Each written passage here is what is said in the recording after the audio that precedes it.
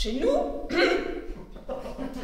chez nous, les gens bien, c'était les gens riches. Nous ne disions d'ailleurs pas riches, on disait de quelqu'un qu'il avait de l'argent. Les pauvres n'étaient pas pauvres, mais simples. Les choses n'étaient pas chères, mais pas bon marché. À vrai dire, on ne parle pas d'argent, on en a. S'il faut que je me rappelle mon enfance, je dirais tout d'abord que j'ai grandi dans le meilleur des mondes possibles. Non, en vérité, tout allait toujours bien. Et même beaucoup trop bien. Je crois justement que c'est cela qui était mauvais, que tout aille toujours beaucoup trop bien. Dans ma jeunesse, presque tous les petits malheurs et principalement tous les problèmes m'ont été épargnés. Je n'avais jamais de problème. Je n'avais absolument aucun problème. Ce qu'on m'évitait dans ma jeunesse n'était pas la souffrance ou le malheur, c'était les problèmes. Et principalement la capacité d'affronter les problèmes. Le fait que je me trouvais dans le meilleur des mondes possibles, c'était justement cela qui était mal. Le fait que dans ce meilleur des mondes possibles, tout n'était jamais que délices, harmonie, bonheur, c'était justement cela le malheur. Tout de même, un monde exclusivement heureux et harmonieux, ça ne peut pas exister. Et si le monde de ma jeunesse prétend avoir été un tel monde, uniquement heureux et harmonieux, il faut qu'il ait été dans ses fondements même, faux et menteur. Je restais donc propre. Ne me salissais jamais. Ne touchais à rien.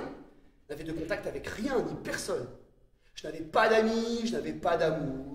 Je n'avais absolument aucun problème, mais je me doutais bien que c'était mieux ainsi parce que de toute façon, j'aurais pas su me débrouiller si j'en avais eu. Bref, je remplissais toutes les conditions pour être quelqu'un de très malheureux. Je me montrais toujours calme et serein. Je planais toujours au-dessus de tout, je n'avais de problème avec rien. J'étais du genre nonchalant et rien ne me manquait. Rien ne pouvait m'irriter, rien m'abattre. J'avais toujours le sourire aux lèvres car je voulais être l'image vivante d'un non frustré. Comme toujours, j'étais seul. Entre-temps, la plupart de mes amis s'étaient mariés, naturellement. Moi seul n'avais pas d'amis, naturellement. Cela aussi, c'était comme ça. Quant au rapport sexuel, il n'y en avait pas eu, naturellement. Bien sûr, je ne pouvais pas dormir la nuit, je regardais fixement mes tableaux au coucher du soleil en récitant des vers tristes, j'écrivais souvent pendant des heures les mots tristessa ou soledad en zigzag sur du papier quadrillé, c'est bien que j'en remplissais des feuilles entières et j'étais toujours vêtu de noir. Mais que je fusse triste, je ne l'aurais pas dit.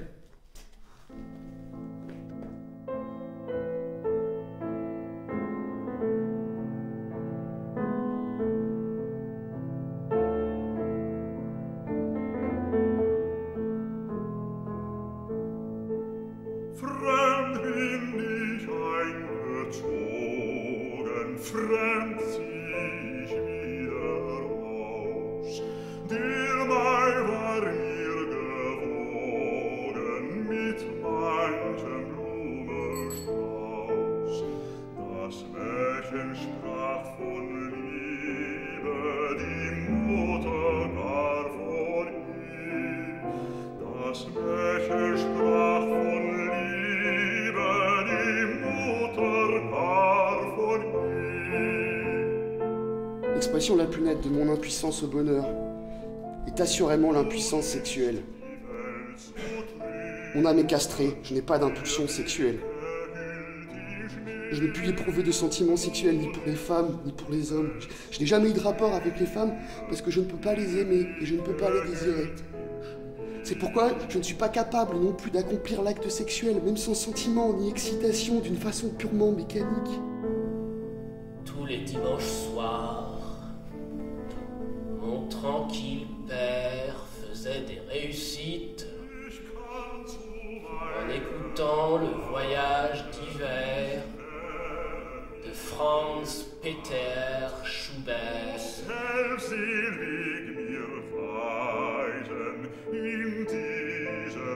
De même que j'ai admis depuis longtemps une interaction entre l'état de l'âme et l'état du corps, il doit m'apparaître à l'évidence que mon état physique s'est subitement aggravé. La petite tumeur cancéreuse que j'avais au cou et qui essaimait un peu dans cette région est devenue un cancer généralisé. Le corps entier est dévoré par le cancer. J'ai partout et continuellement des métastases. Je suis constamment sous traitement médical. Je passe la majeure partie de mon temps chez les médecins. Sans cesse, de nouveaux symptômes se manifestent et chaque nouveau symptôme dit encore et toujours la même chose. Memento mori. Naturellement aussi, j'ai peur.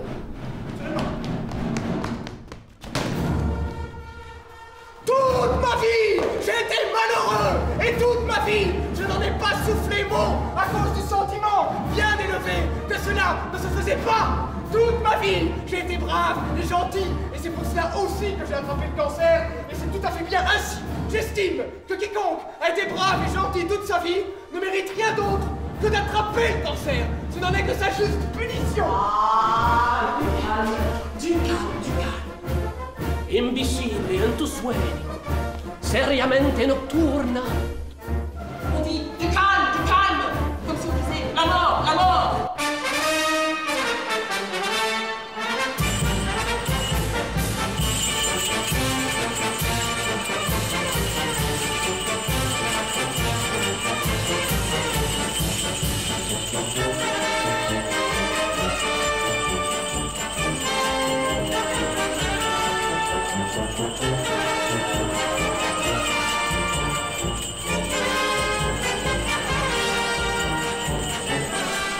Tout raconter, et je trouve que c'est fort bien ainsi. Quand on est battu, on crie.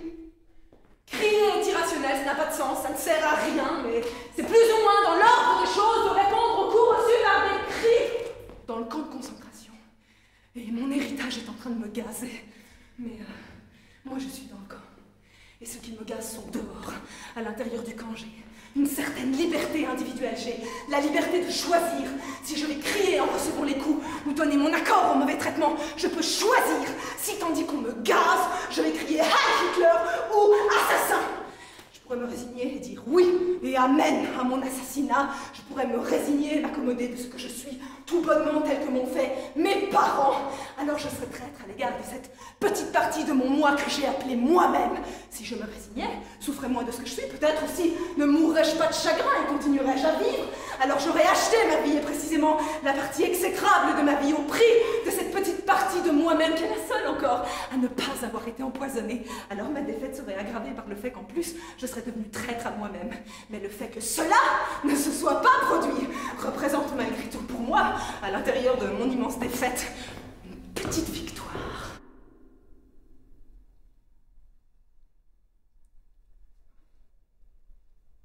Je ne suis pas seulement le produit de mon éducation, de ma famille et de ma société. Je suis aussi un représentant du principe de vie en général. De cette force, justement, qui fait que les électrons tournent autour du noyau, que les fourmis fourmillent et que le soleil se lève. Une partie de moi est aussi électron et fourmi et soleil, et cela, aucune éducation ne peut l'abîmer en rien.